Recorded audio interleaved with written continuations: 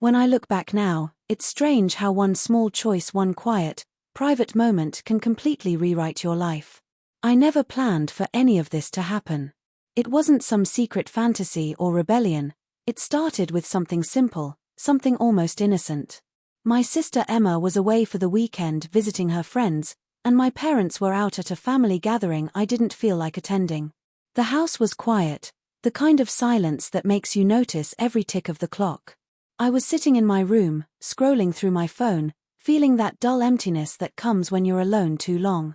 My eyes drifted toward the half-open door of Emma's room. She had left her things all over again, like always, makeup on her desk, clothes piled on her chair, a light pink cardigan draped over the back. It was such a normal sight, but for some reason, my attention didn't move away this time. I don't know what I was thinking. Maybe I just wanted to understand what it felt like. Emma always seemed so confident, so comfortable in herself. I was the quiet one, always overthinking, always unsure. Maybe I thought putting on her clothes would help me understand what that kind of confidence felt like, just for a second. I walked into her room slowly, as if I was doing something forbidden, though no one was home to stop me. I picked up her cardigan, soft and light, and brushed it against my arm. It smelled faintly of her perfume, something floral, delicate, almost like a memory. Without really deciding, I slipped it on. It fit better than I expected. I looked in her mirror, half amused, half nervous. But then I noticed something that startled me, not how strange I looked, but how strangely right it felt. I should have laughed and taken it off immediately, but I didn't.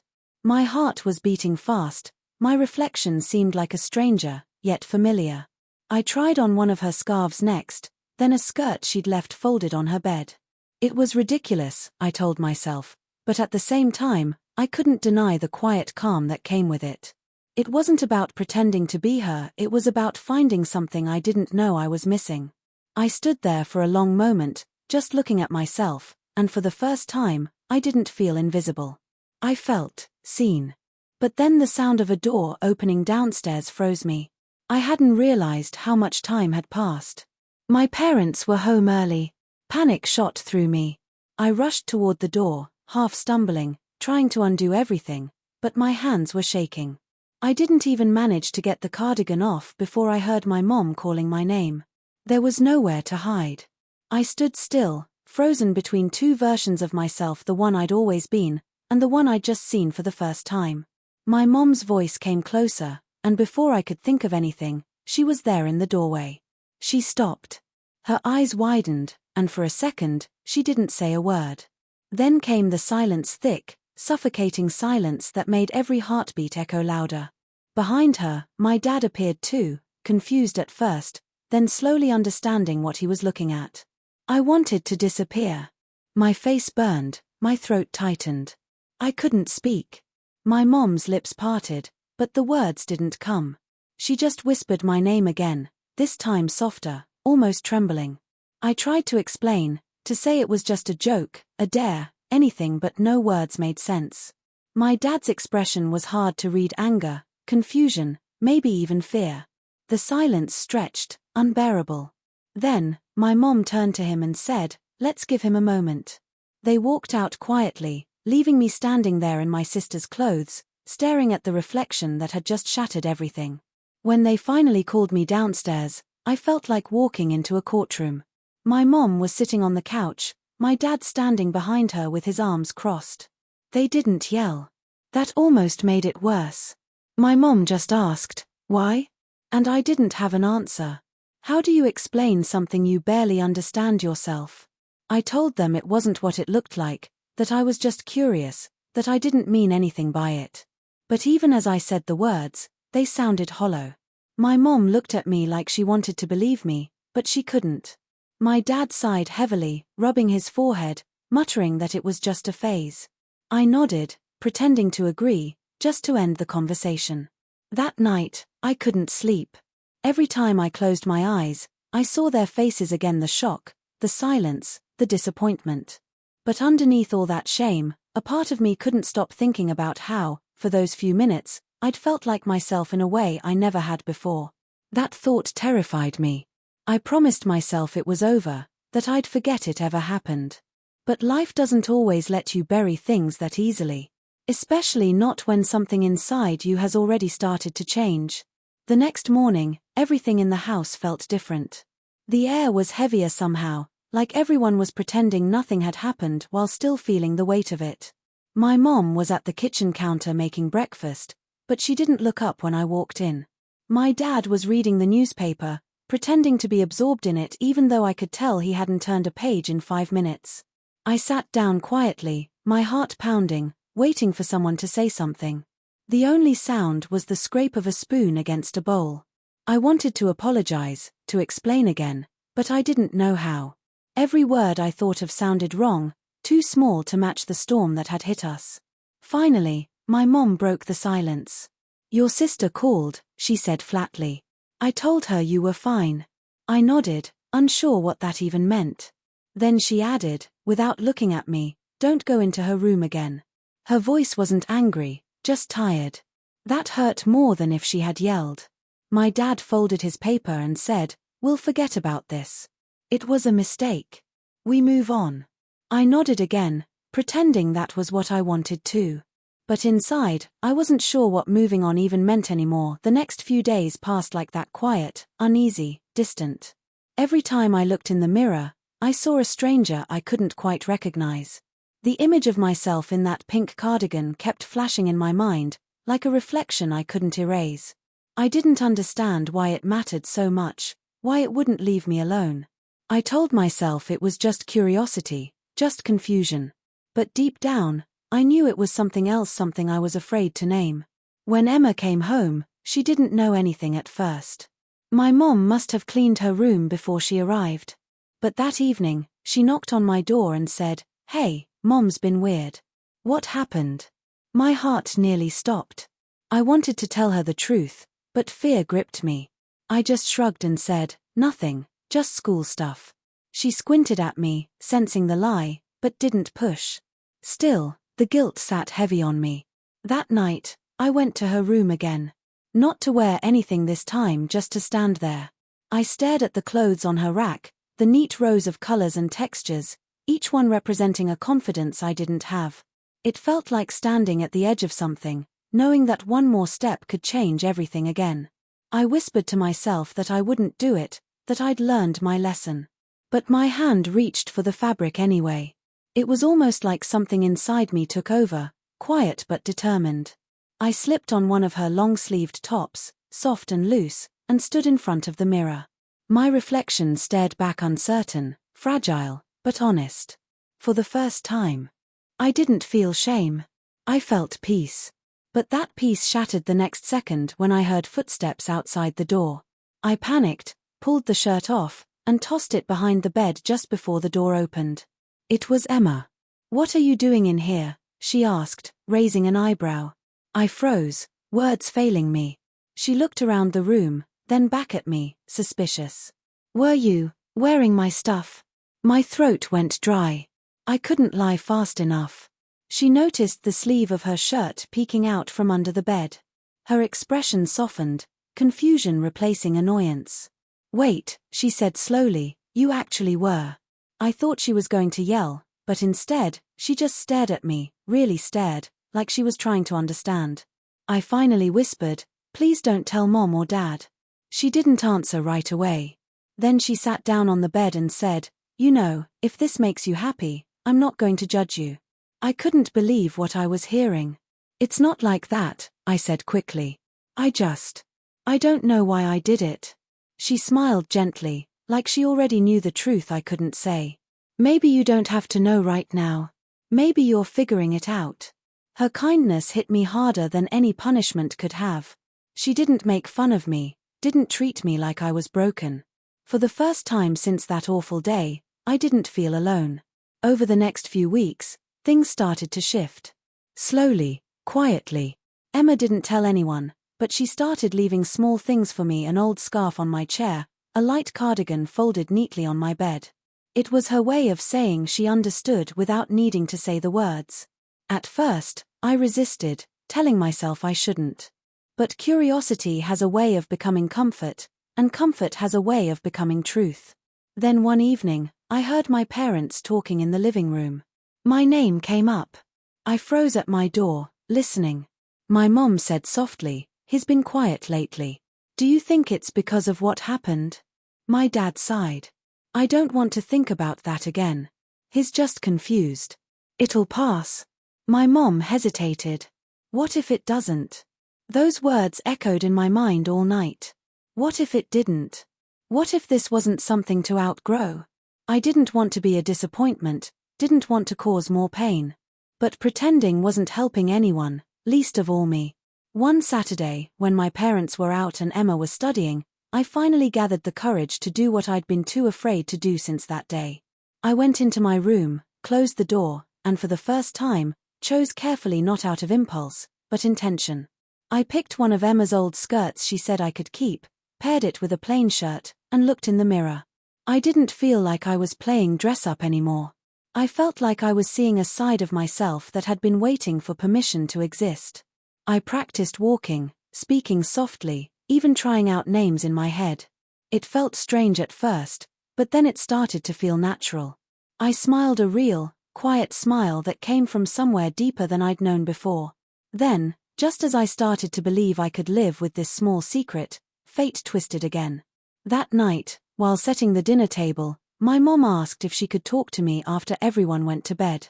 I agreed, nervous but unsure why. When the time came, she sat beside me on the couch, her expression gentle but serious. "I found something," she said, and my stomach dropped. She held out a photo one Emma had taken of me a few days ago when I'd accidentally left the camera on her desk. I'd forgotten all about it. In the photo, I was wearing the skirt, smiling, unaware. My heart stopped. She looked at it for a long moment, then at me. "You look happy here," she said quietly. Her tone wasn't angry, just sad, maybe a little lost. "Is this who you are?" I didn't know how to answer. My throat tightened, my hands trembled. I wanted to deny it, to say it was a joke again, but something inside me refused to lie anymore. "I don't know," I whispered. "I just feel different when I look like that. More like me." My mom's eyes glistened, and for a moment, she didn't speak. Then she nodded slowly and said, "I don't understand it yet, but I don't want you to hide from us." Those words felt like light breaking through clouds. I wanted to cry, but I just nodded, too overwhelmed to speak. She smiled faintly, reaching for my hand. "We'll figure it out together." That night, I lay awake, staring at the ceiling, feeling both terrified and free. My dad still didn't know everything. I didn't know what would happen next. But for the first time, I didn't feel like I was living someone else's story. I was living mine, uncertain, fragile, but real. And deep down, I sensed that nothing would ever be the same again. I thought that moment with my mom was the hardest part, but I was wrong. It was only the beginning of something much deeper, something that would test not just my courage, but the strength of our family itself. For a few days after that night, things felt strangely calm. My mom didn't bring up the photo again, but her silence wasn't heavy anymore. It was softer, like she was trying to understand in her own quiet way. She'd smile at me sometimes, small and uncertain, like she wanted to say something but didn't know how.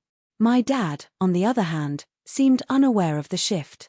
He worked late, came home tired, and didn't notice much, at least, that's what I thought.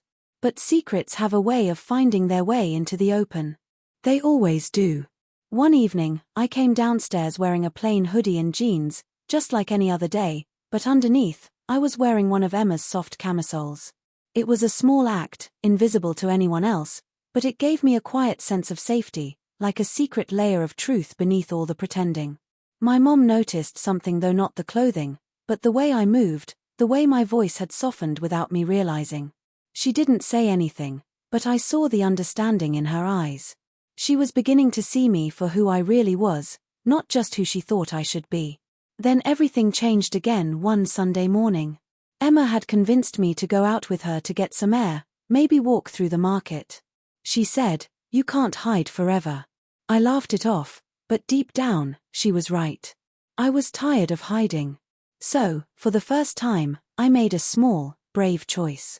I wore a simple outfit. She helped me pick a loose top and fitted jeans that weren't obviously feminine but weren't entirely masculine either. When I looked in the mirror, I saw a version of myself that balanced between both worlds, not fully one or the other, but quietly, beautifully in between. Walking outside like that was terrifying. Every step felt like the world could collapse at any moment, that someone might stare or laugh or whisper. But no one did. People just passed by, busy with their lives, and the world kept turning. That realization alone brought tears to my eyes. Emma noticed and squeezed my hand. "See," she said softly. "The world doesn't stop just because. You're being yourself." When we came home, my dad was already there. He had come back early from his errands. I didn't notice at first that he was watching us from the porch. When his eyes met mine, I froze. He looked at me up and down at the soft lines of my shirt, the way I carried myself, and I could see the confusion in his expression turning into something heavier. "What are you wearing?" he asked, his voice low and sharp. My throat tightened. I stammered, "Just clothes." But that wasn't the answer he wanted. "Those aren't your clothes," he said firmly. "Emma's dressing you now." Emma stepped forward, trying to calm him down. "Dad, it's not like that. Just listen for a second." But he shook his head. "No. I don't want to listen to this nonsense." His voice cracked through the air like thunder, and I felt the world shrink around me. My mom came running from the kitchen, her face pale. "Please," she said softly, "don't yell." But it was too late. My dad's words poured out questions, disbelief, anger. "Why are you doing this? What's wrong with you? Did we do something wrong?" Each question hit harder than the last. I wanted to answer, to explain that nothing was wrong, that this wasn't a phase or a rebellion. It was just me trying to breathe, trying to exist. But my voice failed me. Tears blurred my vision, and all I could whisper was, "I don't know how to stop being me." The silence that followed felt endless. My dad just stared at me, as if searching for the son he thought he had lost. My mom reached for his arm, but he pulled away, walked to the other room, and shut the door. The sound of it closing echoed through the house. That night, I barely slept. I could hear my parents' voices through the walls, muffled, tired, hurt. My mom defending me in quiet tones, my dad repeating that he didn't understand. I didn't blame him, not really. He came from a world that didn't have space for things like this, where people like me weren't spoken about.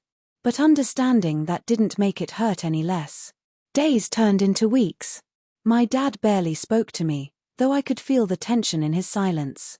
My mom tried to keep things normal, but the weight of it all hung in the air. Emma stayed close, like my anchor in the storm. "You're doing nothing wrong," she told me over and over. "You're just being you." But even those words couldn't erase the guilt that lived inside me, the feeling that I'd broken something in our family that couldn't be fixed. Then one evening, something unexpected happened. I was sitting in my room, trying to study, when my dad knocked on the door. It was rare for him to knock. I hesitated before saying, "Come in." He stepped inside, looking uncomfortable, like he didn't know where to begin. He sat down on the edge of the bed, his eyes fixed on the floor. "Your mother showed me the photo," he said finally. My heart stopped. "You looked different," he continued slowly. "But you looked happy. I haven't seen you smile like that in years." I didn't know what to say. He rubbed his hands together, sighing. "I don't understand it. I probably never will. But I don't want to lose you." My throat tightened, tears threatening to spill. "You're not losing me," I whispered. "You're just seeing me for the first time." He nodded, still unsure, but his hand found mine. It wasn't full acceptance, not yet, but it was a start, a fragile bridge built on love rather than understanding. In the days that followed, small things changed. My dad didn't avoid me anymore. He'd still stumble over words, still look uncomfortable when I dressed differently, but he tried. And that meant everything. My mom began to talk about finding someone I could speak to, someone who could help me figure out who I was without shame. She said, "We don't have to have all the answers right now. We just have to listen." I started seeing a counselor at school, a kind woman named Dr. Patel. She didn't try to label me, didn't push me toward any conclusion. She just listened. For the first time, I had space to say the things I'd never said out loud. I told her how wearing those clothes made me feel seen, not because I wanted to be someone else, but because I finally wanted to stop pretending. She smiled and said, "It sounds like you're learning who you've always been." Those words stayed with me. One afternoon, she suggested I try something. "Why don't you choose a name for yourself just to see how it feels?" I laughed nervously, but later that night, I thought about it. I whispered names to myself, testing how they sounded, how they fit. And when one finally did, I smiled. It wasn't about replacing who I was, it was about becoming whole. My parents didn't know about the name yet. That part of the story was still unfolding. But something had shifted permanently between us. The fear that used to define every glance, every silence, was slowly being replaced by something gentler, understanding, or maybe just love trying to understand. One evening, as we sat at dinner, my dad looked at me and said quietly, "You seem happier." I paused, surprised. "I think I am," I admitted. He nodded, not asking why, just letting the words sit there like fragile glass that neither of us wanted to break. And in that moment, I realized something. It wasn't just me changing. It was all of us. My parents were learning, growing, stretching the limits of what they thought they knew. Emma was becoming my ally in ways I never expected. And I was finally becoming visible not for who I was supposed to be, but for who I truly was. But just when I thought things were finally starting to settle, something unexpected happened that would test everything we had built: the fragile peace, the quiet acceptance, the hope I had barely started to believe in. And it all began with one unexpected visitor at our door. It happened on a rainy afternoon when everything felt quiet, almost peaceful. The storm outside had soaked the garden, and I was sitting by the window with a cup of tea, watching raindrops race each other down the glass. My life had started to feel calm again, fragile but steady. My parents were trying, and that was enough for now. Emma had gone back to college, but she called often, checking in like a big sister who knew her sibling was learning to walk a new path. I was still seeing Dr. Patel once a week, talking about everything: about the fear that never fully left, about the small moments of peace that felt like miracles. I had even started to dress more like myself at home. Not every day, not all the time, but enough to breathe. Enough to feel real. My mom didn't flinch anymore when she saw me like that. My dad still avoided eye contact sometimes, but he'd stay in the same room, which was its own kind of progress. Things were fragile, yes, but they were real. I thought maybe, just maybe, we were finally going to be okay. Then the doorbell rang. My mom called from the kitchen, "Can you get that?" I hesitated for a moment. I was wearing one of my softer outfits that day, a pale blue top and simple jeans. Comfortable. Calm. I walked to the door without thinking much, opened it, and froze. Standing there, half soaked from the rain, was my Aunt Karen. My dad's sister. The one who always had an opinion about everything, especially about how people should live. I hadn't seen her since before all this happened. "Oh," she said, tilting her head. "I didn't expect to see you dressed like this." My stomach tightened.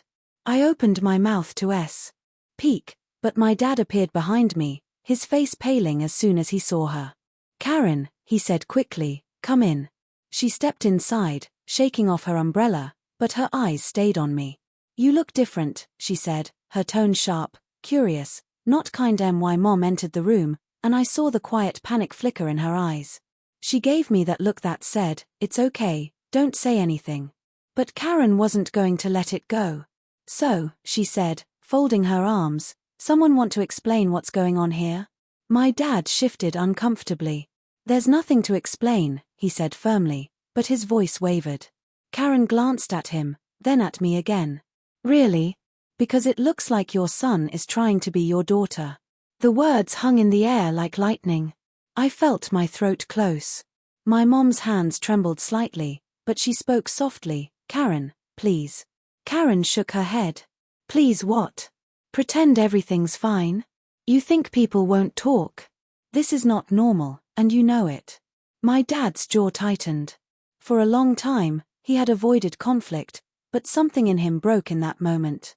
"Stop," he said sharply. "You don't get to come into my house and talk about my child like that." Karen blinked, taken aback. Your child, she repeated. You're really going along with this? I could feel my heart pounding so hard it hurt. I wanted to disappear, to melt into the walls. But my dad stood taller than I'd seen him in months. Yes, he said simply. My child. And I don't fully understand it yet, but that doesn't mean I'm ashamed. His voice shook a little, but it was steady enough to silence the room. My mom looked at him like she was seeing him for the first time, like all the weight between them had suddenly lifted. Karen stared, speechless, her lips parting but no words coming out. Then she grabbed her bag and said coldly, "You'll regret encouraging this." And just like that, she was gone, slamming the door behind her. The silence that followed felt heavier than any storm outside. My dad exhaled slowly, then turned toward me. His expression was complicated, tired, sad, proud all at once. "She'll talk," he said quietly. "People will talk. But that's okay." I nodded, trying not to cry. My mom came closer, touching my shoulder gently. "Let them talk," she whispered. "We'll be fine." That night, I lay in bed thinking about everything that had just happened. I kept replaying my dad's voice in my head, "My child." It was the first time he had said it like that, without hesitation. For the first time, I didn't feel like I was standing alone. I felt like maybe, just maybe, my family was standing with me. But the peace didn't last long. The next day, whispers started. My aunt had spoken to others in the family, and by evening, relatives began calling some curious, some cruel. My mom tried to shield me from it, but I could feel the tension in the house. My dad barely spoke during dinner, his mind somewhere far away. I thought he was angry, but later that night, I heard him on the phone, defending me. "He's not confused," he said, his voice low but firm. "He's just trying to be himself." The words "he" and "him" still stung a little, but the intent behind them meant everything. It wasn't about perfection. It was about effort. It was about love. A few days later, I found a small box on my bed. Inside was a silver necklace, simple, delicate. There was no note, but I knew it was from my mom. I held it in my hands for a long time, feeling its quiet weight. It wasn't just jewelry. It was permission. It was understanding. That night, when I put it on and looked in the mirror, I didn't see shame anymore. I saw someone learning how to exist without apology. Still, life outside our home wasn't as gentle. At school, people had started to notice the small changes, the way I dressed, the way I carried myself. Some friends drifted away, unsure what to say. Others stayed, quietly supportive. One afternoon, someone laughed behind my back in the hallway, muttering something cruel. I felt that old wave of shame return, washing over me like ice. But when I got home that day, my mom was waiting with dinner and a soft smile, and my dad gave me a nod that said, "You're stronger than they are." Somehow, that made everything easier. Dr. Patel once told me, change doesn't always come with applause. Sometimes it comes with silence, resistance, and then acceptance. I didn't fully understand it then, but now I do. My transformation wasn't about becoming someone new. It was about finally letting the person inside me step forward, even when the world wasn't ready to see them. One evening, as I stood in front of the mirror brushing my hair, my dad walked past the door, paused, and then said softly, "You look happy." It was such a simple sentence, but it carried more love than any speech could. I smiled and said, "I am." He nodded once, quietly, then walked away. I didn't need him to say more. I knew what it meant. The next weekend, we had another family gathering. I almost didn't want to go. But my mom said, "You should come. You don't have to hide anymore." I hesitated, then agreed. That morning, I stood in front of my mirror, nervous but determined. I chose something simple but honest: a white blouse, dark jeans, and the necklace my mom gave me. My hands shook as I buttoned it, but when I looked up, I didn't see fear. I saw strength. I saw myself. When we arrived, the room fell silent for a moment. My Aunt Karen was there, of course, her expression unreadable. People whispered, eyes darting between us. My heart pounded, but I stood tall beside my parents. My dad put a hand on my shoulder, firm and protective. That gesture said everything: "This is my child, And I'm proud." My mom smiled, and I caught Emma's approving glance from across the room. For the first time in a long time, I felt whole. Later that night, after everyone had gone to bed, I stood outside under the stars. The air was cool, quiet, alive. I thought about the boy who once hid in his sister's room, terrified of being seen, and the person standing here now no longer hiding, no longer ashamed. My life wasn't perfect. People still talked. Questions still lingered. But I had something stronger than fear now. I had truth. And then, as I stood there lost in thought, my phone buzzed. It was a message from my aunt. Just one line. "You surprised me today." Maybe I was wrong. I stared at the screen for a long time, unsure what to feel. Then I smiled. Because sometimes change doesn't happen with shouting or speeches. Sometimes it begins with a whisper, a crack in the wall that lets the light through. As I went back inside, my reflection caught in the hallway mirror the same face, but not the same person. I touched the necklace lightly, whispering to myself, everything changed the day they saw me.